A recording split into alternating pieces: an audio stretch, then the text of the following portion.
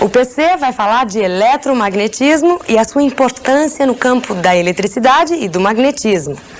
Campo eletromagnético é o campo originado por cargas em movimento e descrito pelas equações de Maxwell. Tem como componentes o campo elétrico e o campo magnético, que em determinadas condições podem ser separados. Uma carga movendo-se nesse campo sofre a ação de uma força, a força de Lorentz, constituída de duas parcelas, uma correspondente à força elétrica e a outra correspondente à força magnética. Olá pessoal, nós estamos de volta para a nossa segunda aula do curso de eletromagnetismo. E antes de entrarmos no assunto da aula de hoje, vamos resumir aqui o que nós vimos na primeira aula do curso, a nossa última aula. Nós falamos nas propriedades dos ímãs naturais ou artificiais. Vimos que a capacidade que o ímã tem de atrair limalha de ferro é maior em suas extremidades, que são chamadas polos. Vimos também que, quando suspenso pelo centro de gravidade, o ímã em forma de barra posiciona-se numa direção que coincide com a direção norte-sul da Terra. Esta propriedade, aliás, é utilizada na fabricação de bússolas. Falamos também no princípio da atração e repulsão. Polos magnéticos de mesmo nome se repelem e polos magnéticos de nomes opostos se atraem. Vimos o princípio da inseparabilidade dos polos magnéticos. Isto é, se nós tivermos um ímã em forma de barra e quebrarmos esse ímã, nós obteremos dois novos ímãs. Não conseguiremos separar o polo norte do polo sul. Se nós repetirmos a operação, no final nós teremos 4 novos ímãs e assim por diante, até atingirmos uma escala atômica. E no final da aula passada, nós vimos o que é o campo magnético. O campo magnético é a região do espaço nas proximidades de um ímã ou, como nós vamos ver mais tarde, nas proximidades de uma corrente elétrica. O campo magnético tem a sua intensidade medida em Tesla. O assunto da aula de hoje é a força eletromagnética de Lorentz. Vocês devem estar lembrados que quando nós estávamos estudando o campo elétrico, na parte de eletrostática, nós vimos que quando uma carga elétrica se encontra em um campo elétrico, ela fica sujeita a uma força elétrica. Vocês devem se lembrar que a força elétrica que age naquela carga pode ser calculada pela equação Q vezes E. Q é a carga elétrica da partícula que foi colocada no ponto do espaço onde existe o campo elétrico. E E é a intensidade do campo. A força e o campo elétrico têm mesma direção e mesmo sentido se a carga colocada naquele ponto for positiva. E terá mesma direção, mas sentido oposto ao campo, se a carga colocada naquele ponto for uma carga negativa. Na aula de hoje, nós vamos ver a força de origem magnética que age numa carga elétrica quando esta carga se movimenta no interior de um campo magnético. É claro que se numa dada região do espaço nós tivermos simultaneamente um campo elétrico e um campo magnético, essa carga que se movimenta ficará sujeita a duas forças: a força de origem elétrica e a força de origem magnética.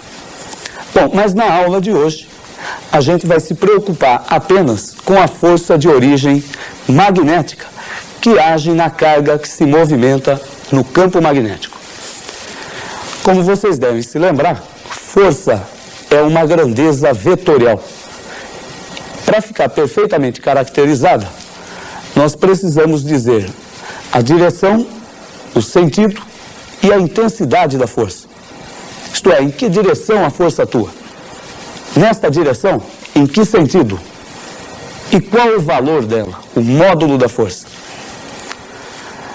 Bom, o campo magnético é caracterizado pelo vetor B, o vetor indução magnética. Esse vetor é sempre tangente às linhas de força do campo magnético e tem orientação de mesmo sentido que a linha, que deve sempre sair do polo norte e se dirigir para o polo sul dos ímãs. Caracterizando então a força de Lorentz.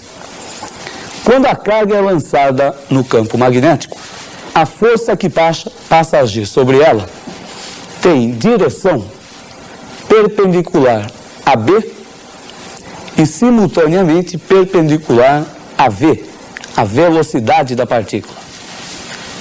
A direção perpendicular a B e perpendicular a V. Você deve perceber que a coisa começa a se complicar para você visualizar isso espacialmente. A coisa fica mais complicada ainda quando a gente se refere ao sentido da força. A força terá sentido dado pela chamada regra da mão esquerda, se a carga que se movimenta for uma carga positiva. E terá sentido oposto ao obtido na regra, se for uma carga negativa. Daqui a pouquinho a gente vai explicar direitinho o que é essa regra da mão esquerda. Só finalizando essa parte, a equação que permite calcular a intensidade, o valor da força, é QVB seno de θ. Bom, explicando então agora o que é a regra da mão esquerda. A regra da mão esquerda pede que você posicione os 3 dedos da sua mão esquerda, o dedo polegar, o dedo indicador e o dedo médio, formando um triedro, como se fossem 3 eixos ortogonais. A mão esquerda. O polegar representa a direção e o sentido da força de origem magnética que age na carga. Então, o polegar é a força. O dedo indicador indica a direção e o sentido do vetor indução magnética, o B. E o dedo médio representa a direção e o sentido da velocidade da carga que se movimenta naquele campo. Parece complicado? Então, faça um esboço para representar essa regra. Copie da nossa figura. Polegar representa a direção e o sentido da força que atua na carga positiva.